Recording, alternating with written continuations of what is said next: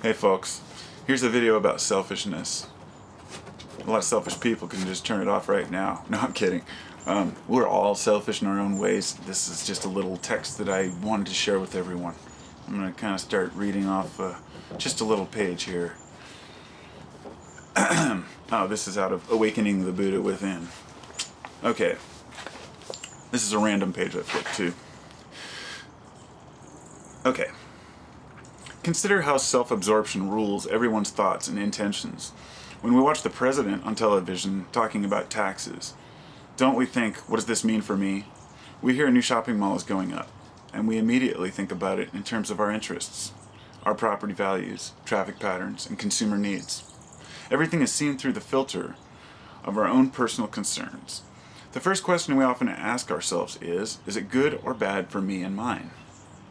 Even when we are doing something for others, don't we often expect something out of it for ourselves? A Tibetan saying is that thoughts and concepts are delusions. Awareness is wisdom. Self-absorption acts as a veil of delusion that distorts everything. Many people bring preconceived notions of themselves to everything that they do, even if they don't acknowledge it to themselves. If our thoughts reflect insecurity, we don't typically think of them as self-involved. For example, I'm not good enough, or nobody understands me, or why does this always happen to me, or how come the other person has all the luck? Just because you're not thinking I'm the best, or I'm the most terrific, or I'm the smartest, etc., doesn't mean that you're not involved with your ego. Examples of egotism can be subtle and more slippery than a wet bar of soap. Self-denial, for example, is just one more inverted form of egotism. It's often tempting to use our thoughts to make ourselves feel okay about what we are going to do anyway, rationalizing all sorts of crookedness through self-justification. We drink the extra drink, then drive home, telling ourselves it doesn't really matter this time, and that we won't do it again. We cut corners in business deals, or cheat on taxes, and rationalize away any guilting feelings. I've certainly made excuses to myself in order to do things I want to do, and to be where I want to be. Haven't you? Haven't you dredged up seemingly sensible or noble-sounding reasons for questionable behavior? Haven't you told yourself it really doesn't matter when you know very well that it does? We all have. Let's not fool ourselves. How can we learn, instead, to approach the world with pure intentions and an open, honest awareness? We will be a lot happier and less careworn if and when we can do so.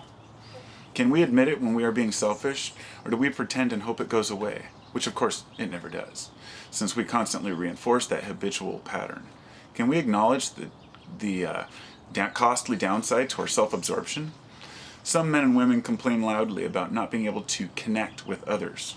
Yet sometimes they seem so narcissistic and self-absorbed that it would be difficult for them to connect with almost anyone.